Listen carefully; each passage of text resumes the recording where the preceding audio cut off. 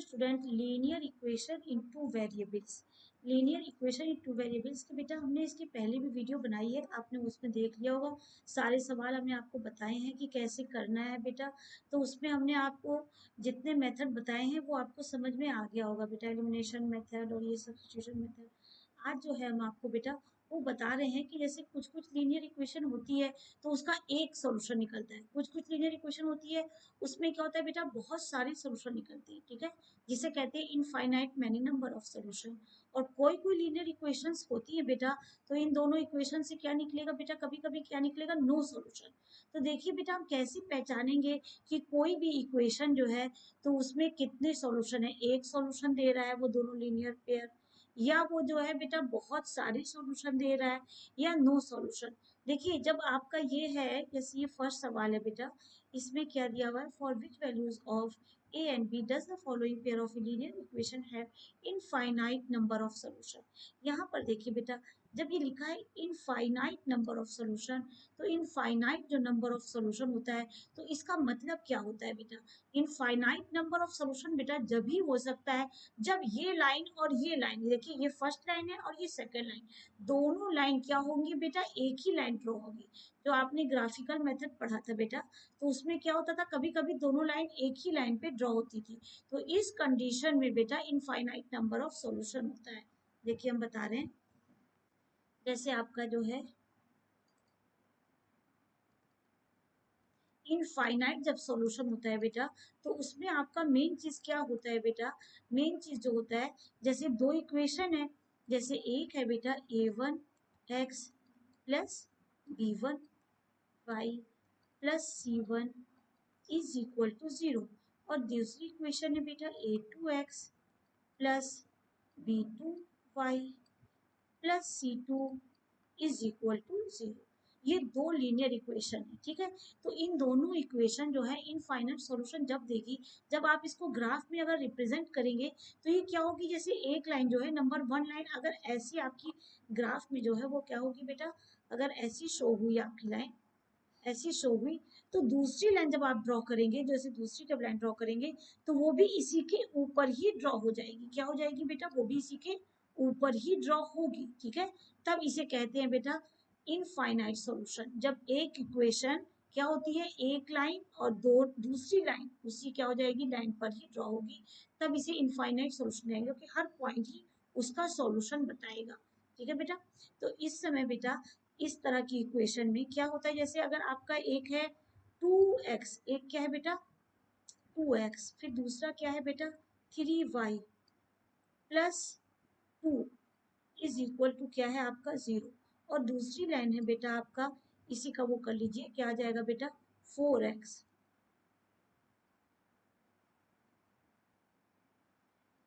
ये दो लाइन है बेटा, तो अगर इन दोनों लाइन में हम कंपेरिजन करेंगे तो इनफाइनाइट नंबर ऑफ सॉल्यूशन का कंडीशन होता है बेटा a1 upon a2 is equal to b1 upon b2 is equal to c1 upon c2, ठीक है।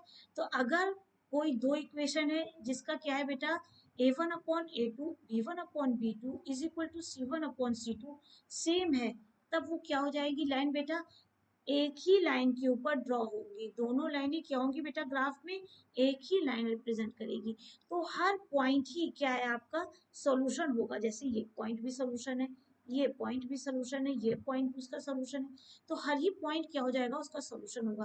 तो इस कंडीशन में क्या होता है बेटा, सारे रेशियोज बराबर होते हैं, जैसे ये दोनों लाइन सपोज है आपकी दोनों लाइन, तो इसमें अगर आप करेंगे तो a1 क्या है इसका, देखिए बेटा ये कहलाएगा a1, ठीक है, देखिए कलर चेंज करते हैं, ये कहलाएगा a1, ये कहलाएगा a2, ये देखिए बेटा ये कहलाएगा b1, ये कहलाएगा b2, ठीक है, ये कहलाएगा c1 बेटा और ये c2। तो अगर आप इस हिसाब से देखिएगा तो 2/4, ठीक है, फिर उसके बाद आपका ये है आपका a1 और ये क्या है बेटा आपका a2, a1 अपॉन a2। अब b1 अपॉन b2 लिखिए बेटा, तो b1 अपॉन b2 क्या आ जाएगा बेटा 3/6, तो ये हो जाएगा 3/6।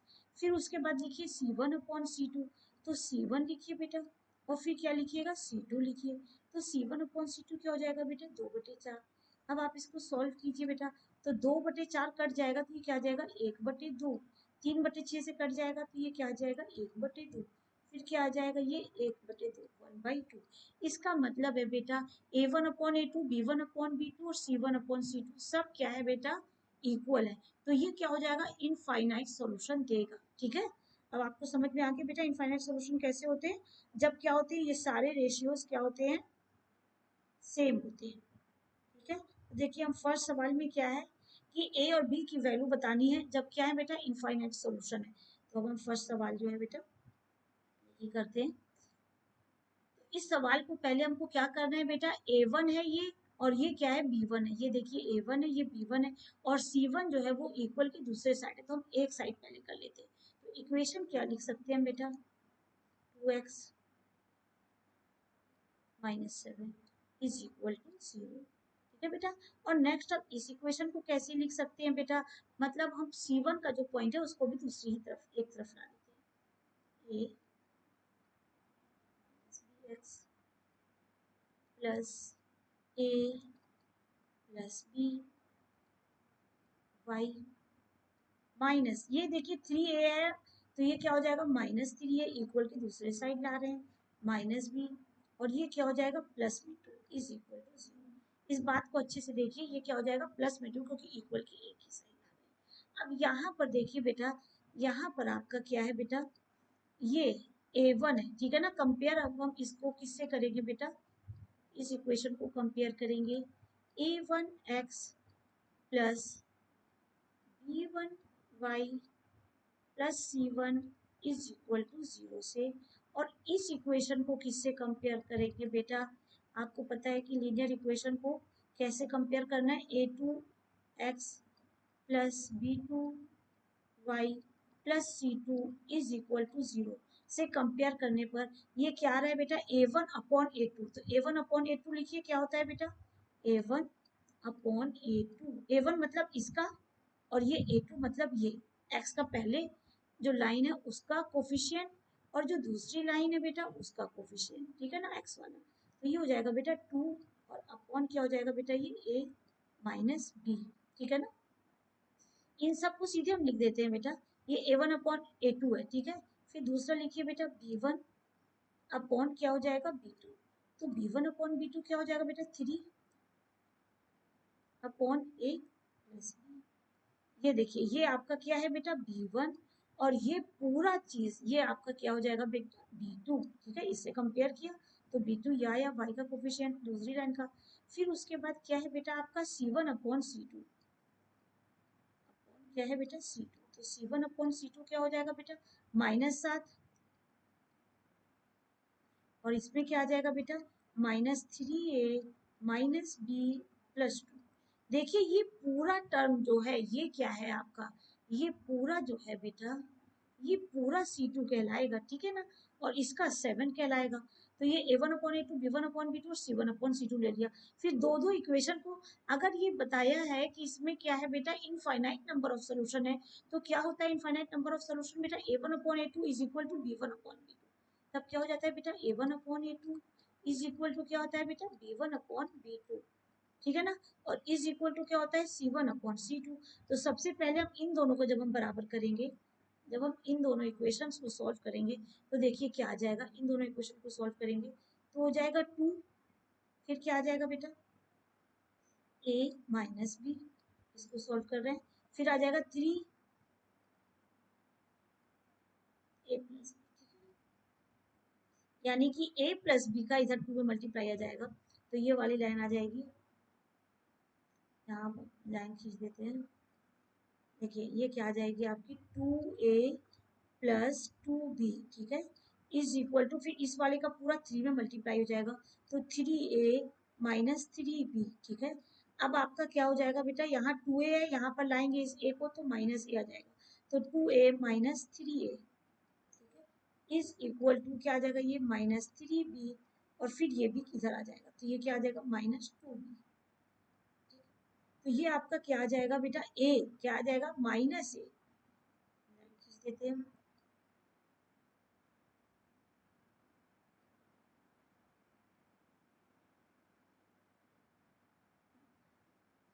अब आपका क्या है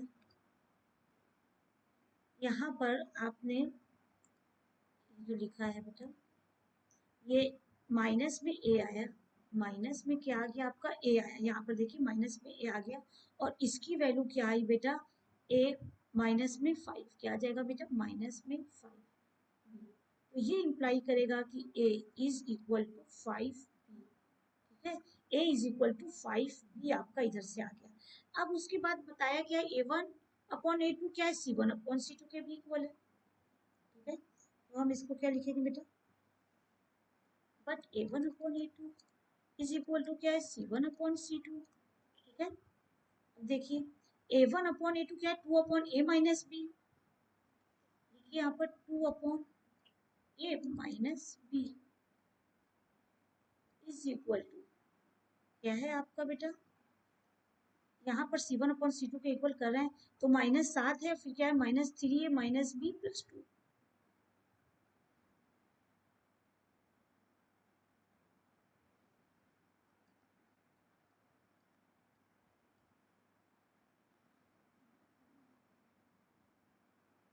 -3 है, माइनस बी प्लस 2,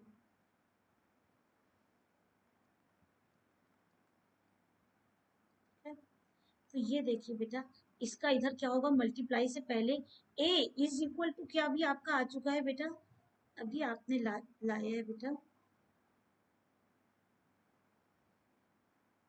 अभी आपने लिखा था a is equal to 5b, आप निकाल चुके हैं पहले, जब a is equal to 5b निकाल चुके हैं, तो यहाँ पर लिख दीजिए a की जगह 5b, ये क्या लिख सकते हैं बेटा, 5b minus b is equal to -7, ठीक है, ये क्या हो जाएगा बेटा, माइनस a की जगह क्या लिख सकते हैं, 5b,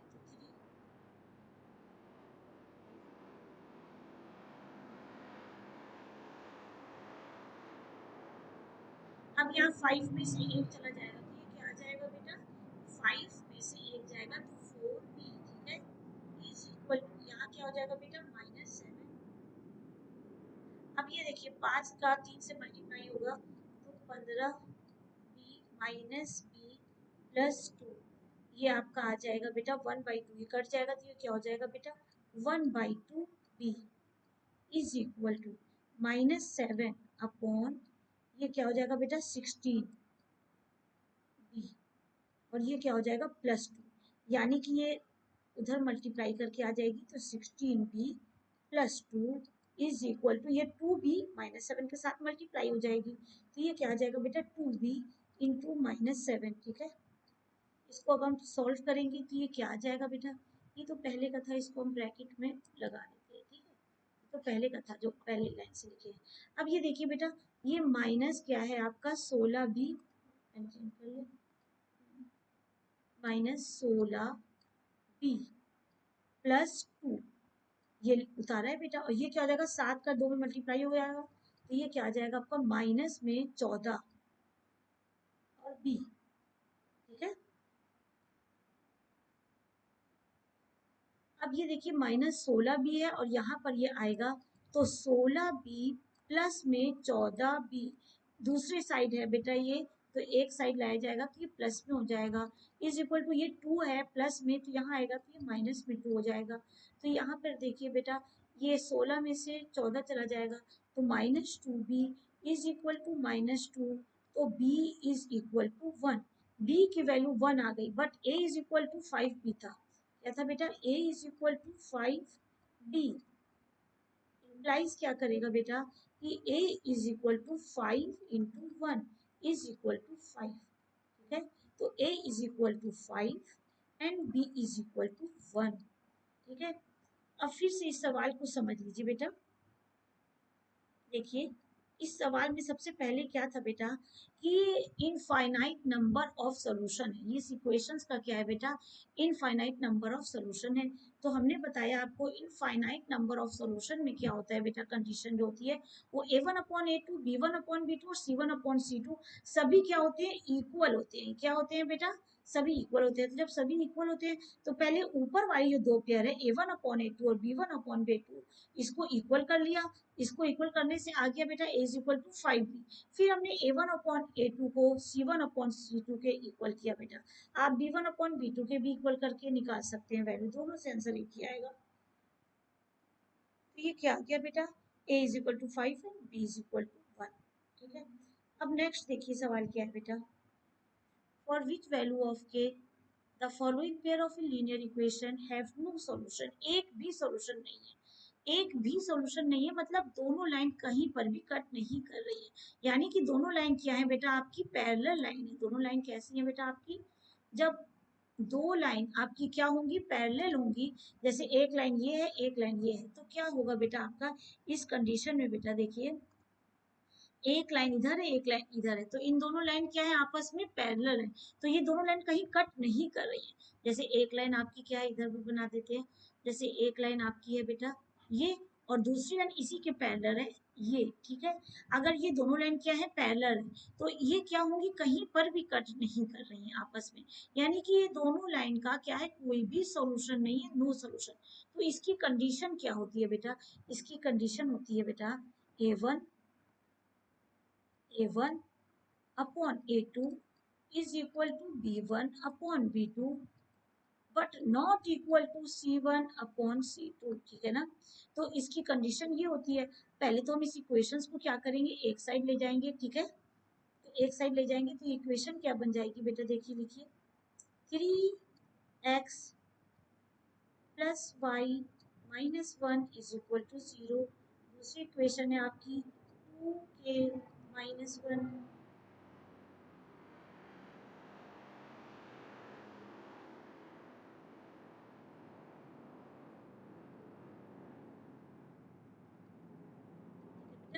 ये दो जो है आपकी क्या है बेटा, लाइन है। इसका पहले वाले का जो कोफिशिएंट है वो आपका क्या कहलाएगा बेटा, पहले वाले का जो कोफिशिएंट है ये क्या कहलाएगा, 1 A1। ये हो जाएगा B1 और इसके आगे का कोफिशिएंट क्या कहलाएगा, ये C1। ये कहलाएगा बेटा A2, ये B2 और ये पूरा C2। तो हमको क्या करना है बेटा, A1/A2 और इज इक्वल टू क्या करना है, B1/B2। क्योंकि नो सॉल्यूशन, तो नो सॉल्यूशन की यही कंडीशन होती है बेटा। ठीक है ना, नो सॉल्यूशन है। ठीक है, नो सॉल्यूशन की कंडीशन होती है। तो अब हम क्या लिखते हैं बेटा, A1/A2 यानी कि 3A1/A2 ये है बेटा आपका 2k-1 इज इक्वल टू क्या है बेटा, B1/B2। तो B1 की वैल्यू क्या है, 1। ठीक है बेटा, और अपॉन B2, B2 की वैल्यू क्या है, k-1। इन दोनों को बेटा सॉल्व करेंगे तो ये क्या आ जाएगा बेटा, 3k-3, मतलब 3 का इस पूरे में मल्टीप्लाई इज इक्वल टू, अब ये 2k-1 इधर आ जाएगा, क्या आ जाएगा बेटा, 2k-1। अब ये क्या हो जाएगा बेटा, 3k-2k इज इक्वल टू -1 और प्लस में 3।